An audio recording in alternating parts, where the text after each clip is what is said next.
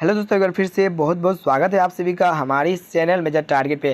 तो दोस्तों आज हम लोग पढ़ने वाले हैं क्लास 10 एग्जाम 2021 के लिए सामाजिक विज्ञान सोशल साइंस का मोस्ट वीवीए ऑब्जेक्टिव क्वेश्चंस का पार्ट 1। तो दोस्तों अगर आप भी 2021 में मैट्रिक के बोर्ड परीक्षा देने वाले हैं तो इस वीडियो को आप शुरू से लेकर अंत तक जरूर देखना। इस वीडियो में ऐसे ऐसे महत्वपूर्ण प्रश्नों को बताए गए हैं जो आपके मैट्रिक के बोर्ड परीक्षा में प्रीवियस ईयर में बार बार पूछे गए हैं और आपके मैट्रिक के बोर्ड परीक्षा में पूछे जा सकते हैं। तो दोस्तों इस वीडियो को आप शुरू से लेकर अंत तक जरूर देखना। एक एक प्रश्न आपके लिए बहुत बहुत इंपॉर्टेंट है। एक एक प्रश्न को आप ध्यान से देखिए, ध्यान से समझिए ताकि आपका मैट्रिक के बोर्ड परीक्षा में आपसे एक भी नंबर ना छूटे। तो चलिए फ्रेंड्स, जल्दी से वीडियो को आप लाइक कर दीजिए, जल्दी से वीडियो को हम शुरू स्टार्ट कर देते हैं।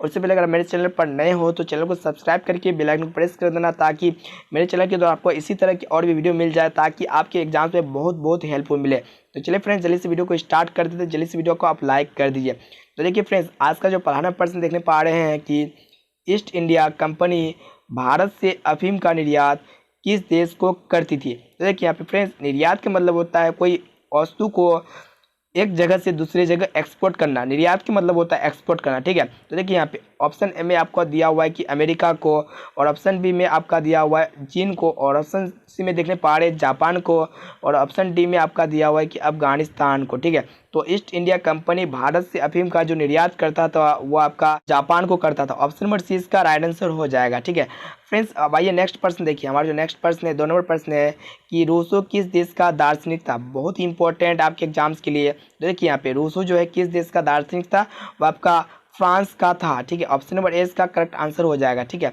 अब आइए फ्रेंड्स, हमारा जो नेक्स्ट प्रश्न है देखिए, हमारा जो तीसरा नंबर प्रश्न है देखिए, निम्नलिखित में कौन नवीकरणीय संसाधन है। तो देखिए फ्रेंड्स, नवीकरणीय संसाधन उसको कहते हैं जो आपका कभी भी समाप्त हो सकता है, यानी कभी ना कभी समाप्त होगा ही, उसको हम लोग कहते हैं नवीकरणीय संसाधन। तो देखिए यहाँ पे आपका पेट्रोल ऑप्शन में दिया हुआ है, ऑप्शन बी में आपका कोयला दिया हुआ है, और ऑप्शन सी में आपका जल दिया हुआ है, और ऑप्शन डी में आपका दिया हुआ है लोहेस। तो आप जो है कमेंट बॉक्स में जरूर बताइए कि इनमें से जो है नवीकरणीय संसाधन कौन होगा, ठीक है। कौन सा ऑप्शन इसका राइट आंसर होगा, आप जो है इसका सही आंसर जरूर बताइए कमेंट बॉक्स में जाके। अब देखिए हमारा जो नेक्स्ट प्रश्न है कि जामनगर तेल शोधन कारखाना किस राज्य में स्थित है। बहुत ही इंपॉर्टेंट आपके एग्जाम्स के लिए। देखिए यहाँ पे जामनगर तेल का शोधन का जो कारखाना है कौन सा स्टेट में स्थित है। देखिए ऑप्शन में आपका दिया हुआ है गुजरात में, और ऑप्शन बी में है आंध्र प्रदेश में, और ऑप्शन सी में आप देखने पा रहे हैं कि असम में, और ऑप्शन डी में आपका दिया हुआ है तमिलनाडु में। तो फ्रेंड्स आपको बता दें कि जामनगर तेल शोधन कारखाना जो आपका स्थित है वो आपका गुजरात स्टेट में स्थित है, यानी कि ऑप्शन नंबर ए इसका सही आंसर हो जाएगा, ठीक है। अब आइए नेक्स्ट प्रश्न देखिए।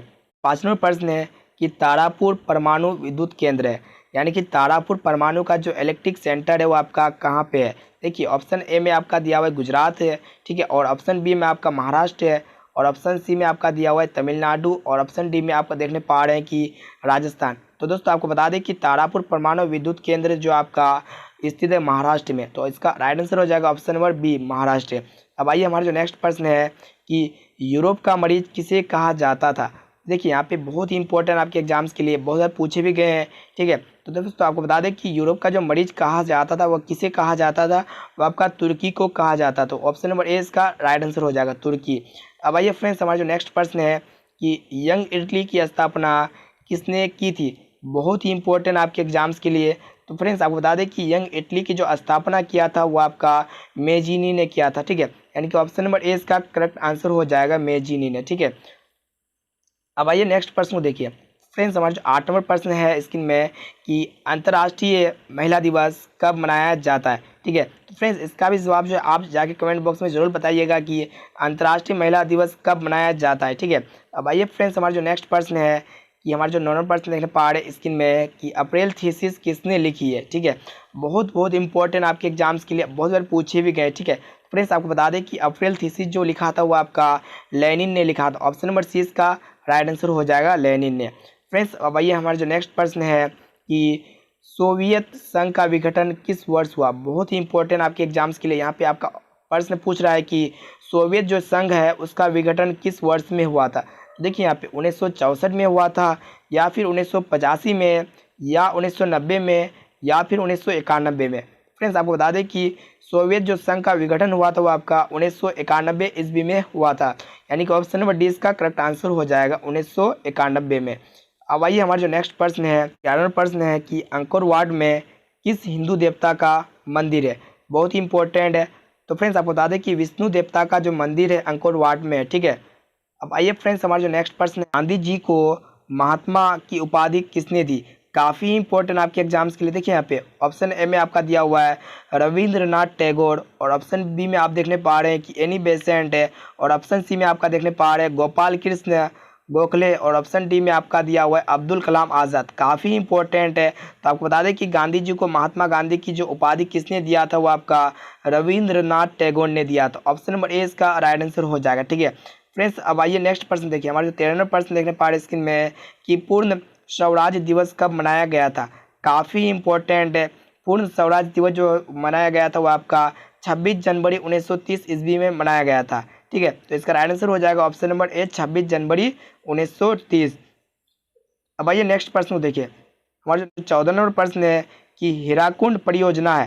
तो दोस्तों यहाँ पे बताना है कि हीराकुंड परियोजना इनमें से कौन सा योजना जो है हीराकुंड परियोजना है। देखिए ऑप्शन ए में आपका है महानदी नदी पर, और ऑप्शन बी में आपका दिया हुआ है कि गोदावरी नदी पर, और ऑप्शन सी में आपका है कृष्णा नदी पर, और ऑप्शन डी में आपका चंबल नदी पर। तो दोस्तों आपको बता दें कि हीराकुंड परियोजना जो आपका महानदी नदी पर है, ठीक है। ऑप्शन नंबर ए इसका राइट आंसर हो जाएगा।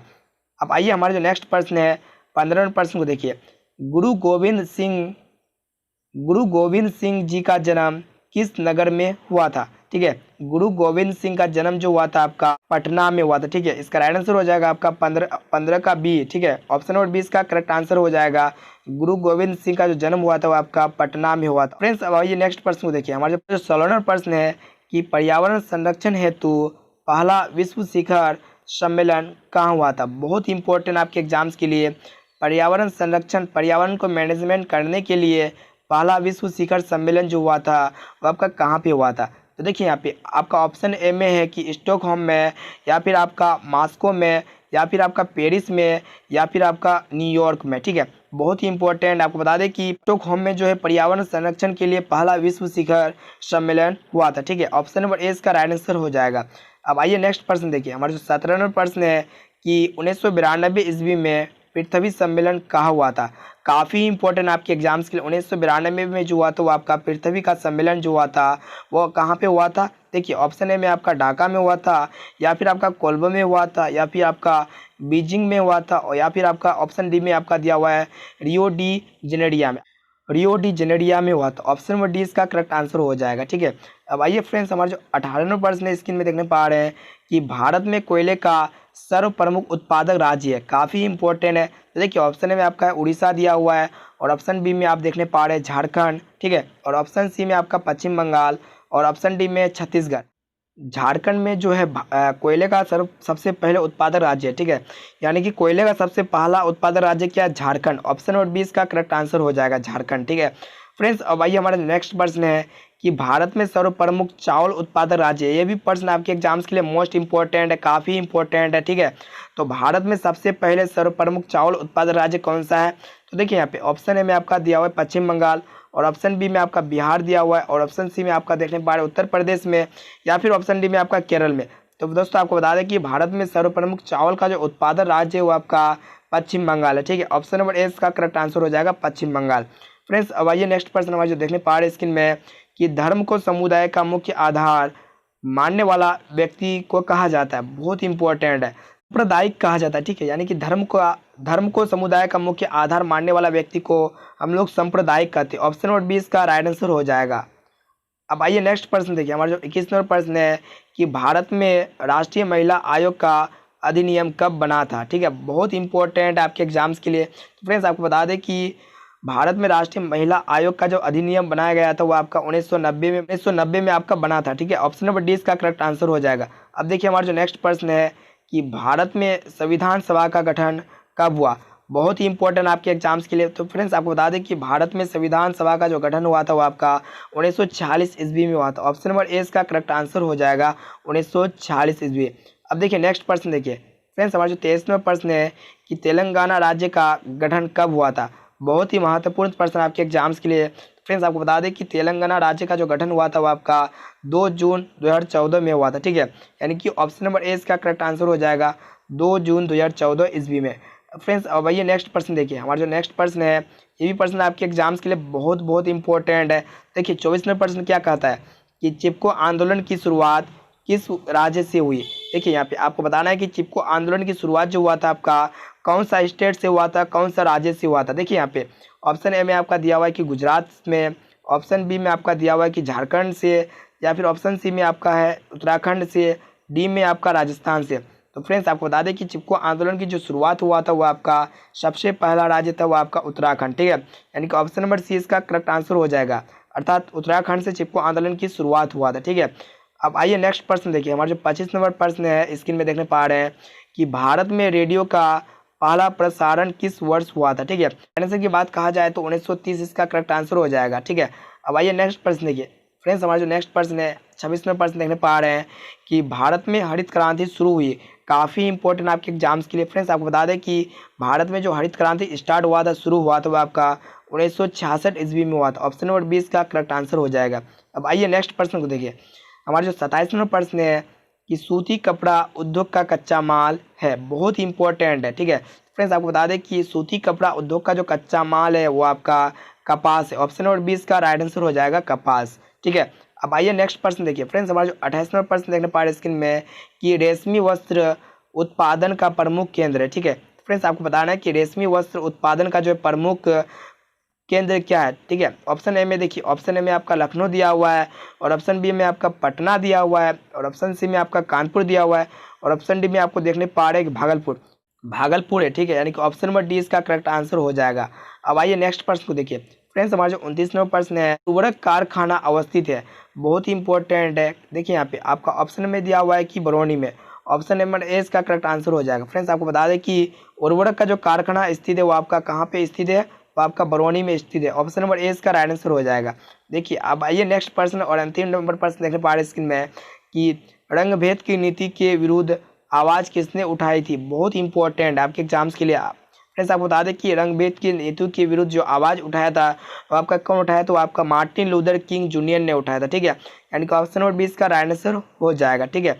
ऑप्शन नंबर 20 का राइट आंसर हो जाएगा। वीडियो में हम लोग 1 से लेकर 30 तक सभी इंपॉर्टेंट ऑब्जेक्टिव क्वेश्चंस को किए। एक एक प्रश्न आपके लिए, एक एक प्रश्न आपके एग्जाम्स के लिए बहुत बहुत इंपॉर्टेंट है, ठीक है। एक एक प्रश्न को अच्छी तरह से नोट कीजिए। अगर इसका पीडीएफ डाउनलोड करना चाहते हैं तो इस वीडियो के डिस्क्रिप्शन में आपको पीडीएफ का लिंक मिल जाएगा, वहां से जाकर पीडीएफ को परचेज कर सकते हैं। बहुत ही कम दाम में आपको पीडीएफ मिल रहा है, ठीक है। तो दोस्तों आज के लिए इतना है दोस्तों। इस वीडियो को अपने दोस्तों तक जरूर शेयर कीजिए ताकि सभी स्टूडेंट्स अच्छे से अच्छे मार्क्स प्राप्त कर सके, ठीक।